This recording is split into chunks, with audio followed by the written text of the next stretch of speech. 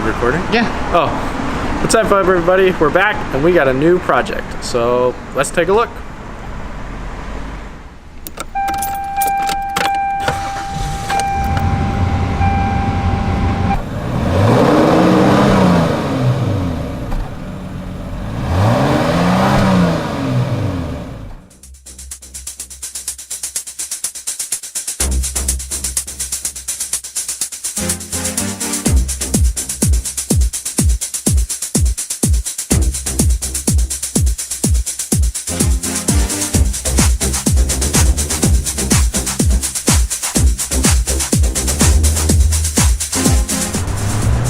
So what we have is a 1990 Toyota Cressida, and it's going to be our new drift project.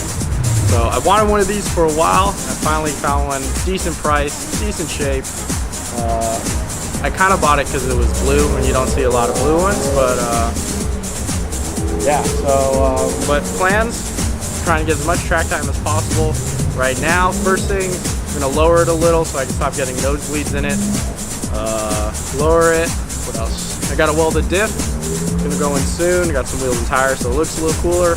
Hopefully squeeze some track time in, and then put a clutch pedal and a 5-speed in it so we can have some real fun. Nice. So first things first, we're gonna bring this thing a little bit lower because it's a little high. I think it's higher than my truck. But so we got some S14 stock springs, hopefully lowered about 2 inches. We got some first gen RAV4 front shocks and Mark III Super rear shocks to make it all work together. We did pick up some wheels. We got some Crown Vic meshies, so at least it'll look cool while I'm saving up for a 5-speed. And but hopefully automatic with the welded diff and a little low, we'll have some fun still. And showed up kind of late, but Justin's already working on it. He's got the wheels off, stalkers, and what you doing now? On the rear shocks.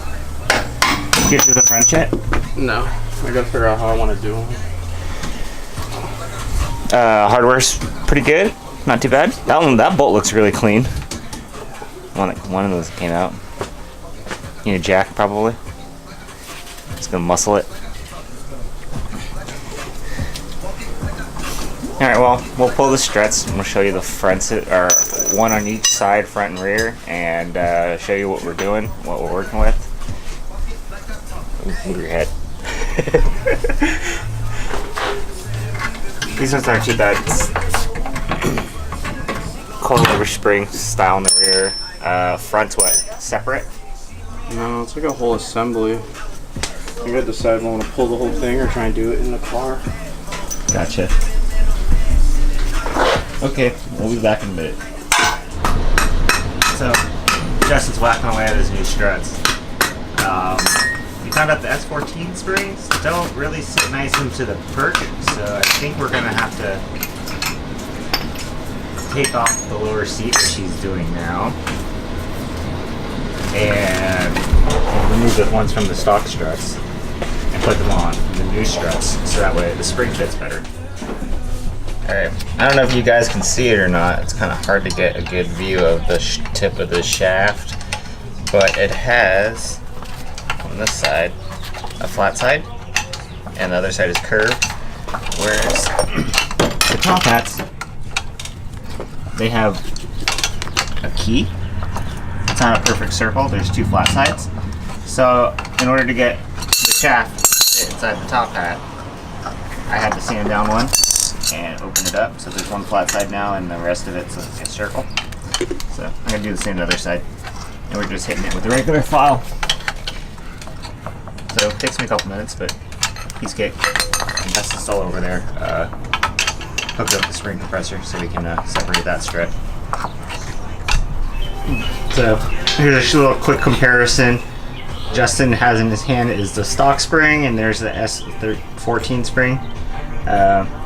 Yeah, the spring seats are about the same, so, and those are both stock springs, so yeah, we're gonna throw them in and see what's going on. Here we have light shit, but whatever. Stock Cressida. This is Supra Mark III rear strut with S14 rear springs. Swapped his bottom strut mount or shock mount, spring mount. swap some other stuff over. We got probably at least an inch just in overall height, and then hoping another inch more when it compresses. They say it's about 2 inches, so Not bad, not bad. see what happens. But see, this old one's kind of beat up. Kind of sucks. So, is this a blown strut? We're gonna be playing your new style. I can do it one-handed. Joints that are on fire. Let's take it right down to the weekend. This is Scissors Vega sliding I back think one so. side. She captures song number 35. Let him hit. Oh, hello. So the rears are done, and little issues. The top hats, they go on a specific way apparently, and a little muscle to get those in, but rears are done. We're gonna work to the front. Let's go look at that second. Yeah, so what we found out was the top hats, even though it's like a triangle, it's not really symmetrical. So we had to spin it, even though we took off the spring compressor, and then the bottom strut hole didn't line up, and blah blah blah. So, but yeah, we got it in. It's all good now. All right, but now we're to the front. So, what did we find out about the front right now? Well, let's. Okay. Let's take a look. So the front is a cartridge. So we're gonna have to undo this nut, but this is all one assembly. So we have to pull the whole thing out, which kind of sucks. So, well, we're gonna do that now. Should be fun. Finally got the struts out. Front struts out. Justin's over there working on one. Here's the driver's side. Just your basic strut, really. Get your 3 top hat bolts. We use an angle grinder to cut the brake line, just because we didn't want to remove the brake line from the car, because the brakes work, and that's one less thing we have to worry about. On the back side, though, it's not like you can get the whole strut out. You have to actually remove it from the knuckle. So there's 2 bolts holding it in, and we also remove the caliper to get to those bolts. And once you get all that apart, you can take the whole strut out. So Justin's over here, putting the spring compressor on. There's that weird nut that holds in between the spring. I don't know if you can see it. That one is what holds the cartridge in there. So once you get the spring compressor in place, we can take off the top hat and then pop out the strut and put everything back together and get the springs. So what did we find out about these front struts? So since these are RAV4 struts, they're a little shorter, so you need to space them. I'll show you why in a second. So you got to space them so that the strut is tight, and doesn't do that. Yeah. So we'll have a little bit of clunk if otherwise. So to make it nice and snug, we measured it out, and it's about a 1/4 inch. Yeah. So there's nothing we have laying around in the garage that's a 1/4 inch. So I think we'll have to go run up to the hardware store and buy some washers or something and make a spacer to keep the strut from moving around with that nut tightened down. Yeah. All right. So we went to Home Depot and grabbed some washers. They're M20 washers. M20 or M24? M20. Oh, we got the 5/8 ones. Those ones fit better. So now we're just trying to figure out how many washers we need to get it nice and tight. Just one. Just one? One. Cool. So yeah, let me grab a washer and show you. You just picked up these. And yeah, we're just gonna throw them in as a nice spacer so that way it doesn't jiggle around, and we'll be good to go. Alright, so now we're on to assembling the springs. Can you just stand on next side by side, please? The strings?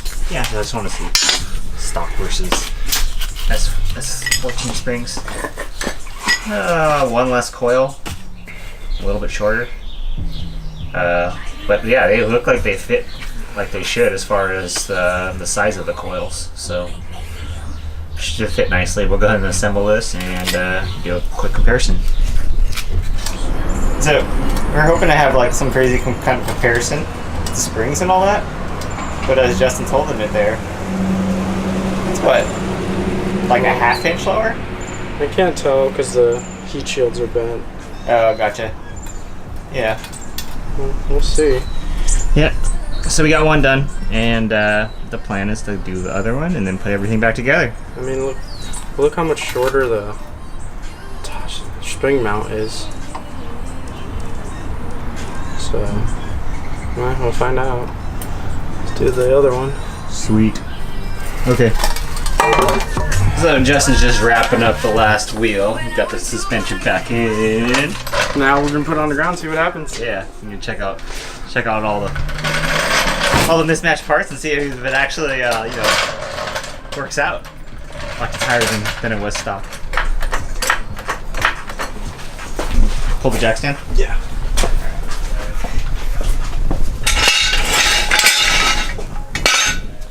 See if anything happens.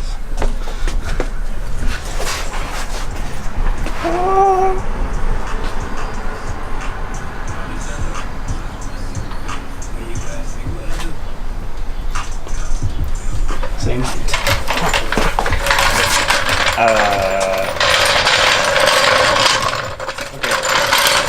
Cut. That cut is not supposed to be that high.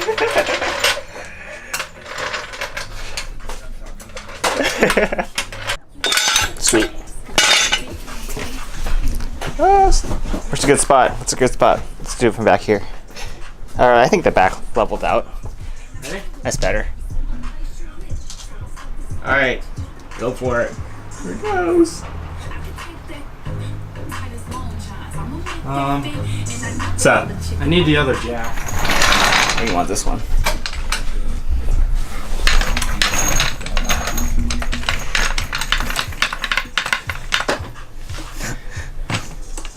Look, front end damage.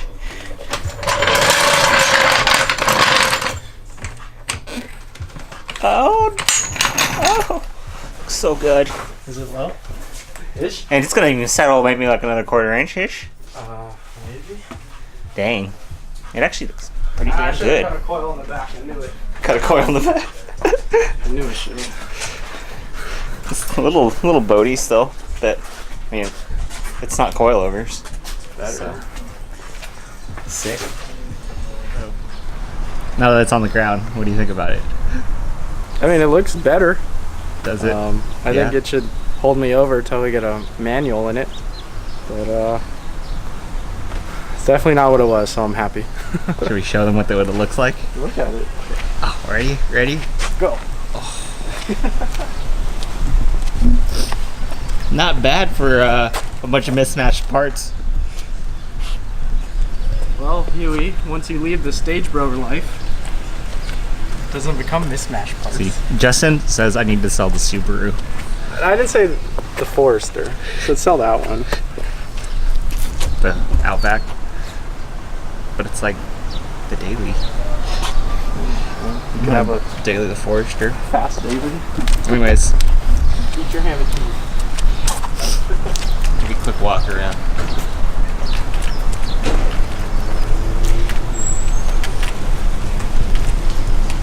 I gotta put the center caps back on. Sick.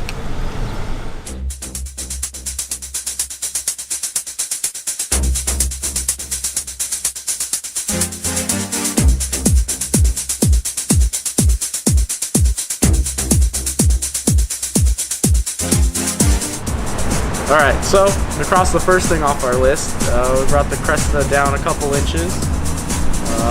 Set up S14 coils, RAV4 front struts, super rear struts, and it rides pretty good. It's not too bad. It's a little soft, but it'll do until we can get coilovers. So plans now are manual, welded diff, and then eventually coilovers. Picked up some parts for today, and that should be one of our next videos, but looking forward to working on this some more, so follow along to see what we do.